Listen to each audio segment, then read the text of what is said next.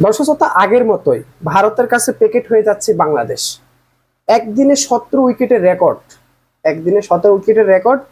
সেখানে দ্বিতীয় দিন, টেস্ট সিরিজের প্রথম ম্যাচের দ্বিতীয় দিন, ইন্ডিয়া 6 উইকেট নিয়ে 339 রানে ব্যাট করতে নেমে 37 রানে বাকি 4 উইকেট হারিয়ে তারা 177 রানের, দুঃখিত, 377 রানের আপনার একটা লিড দেয়।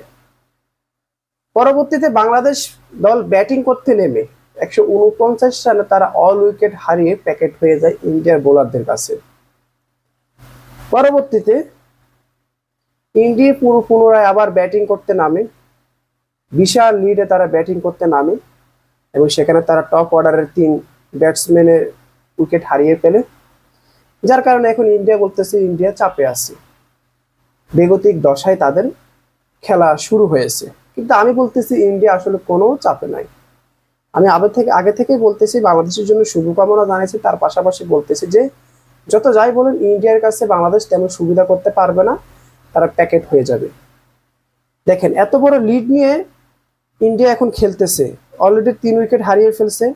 এখানে যদি অল্প সংখ্যক রানে আপনার পুরো উইকেট যদি আবার আগামীকালকে তৃতীয় দিনে যদি আবার ইন্ডিয়া সব উইকেট হারিয়ে ফেলে, তাও বাংলাদেশ টিকতে পারবে না। যেখানে বাংলাদেশের আজকের ব্যাটিং এর যে অবস্থা আমরা দেখেছি, সেখানে আর বলার কিছু থাকে না।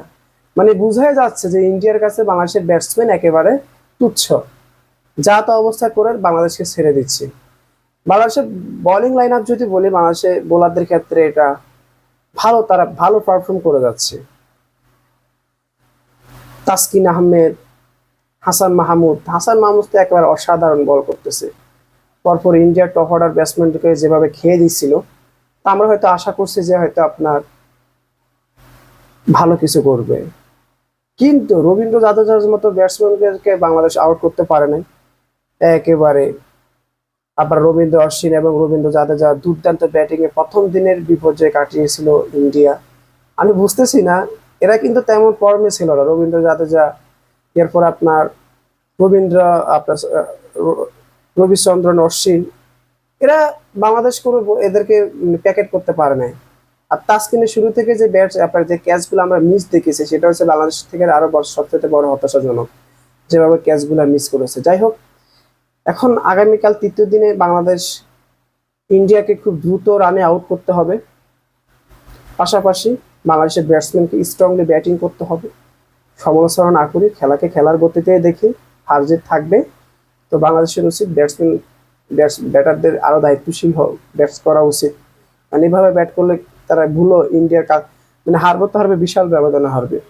কারণ বাংলাদেশের মাত্র এখন টপ অর্ডার 3 জন ব্যাটসম্যান আউট হয়েছে। আগামীকালকে কোনো 2 ব্যাটসম্যান যদি দাঁড়িয়ে যায়, তাহলে লিড পড়ে যাবে আপনার 400-র কাছাকাছি। তো সেই ক্ষেত্রে বাংলাদেশের লিড শেষ করে আবার টার্গেট দেওয়াটা খুবই মুশকিল হয়ে যাবে। মানে লিড শেষ করে সেখানে আবার বিজয় আনা, সেটা খুবই মানে মুশকিল হয়ে যাবে। তার উপর আবার ইন্ডিয়ার বোলাররা কিন্তু হেভি। আপনারা অবশ্যই মতামত জানিয়ে যাবেন যারা খেলা দেখেছে। আপনাদের কাছে কি মনে হয় বাংলাদেশ কি করবে, কি করতে পারবে আগামী দিন?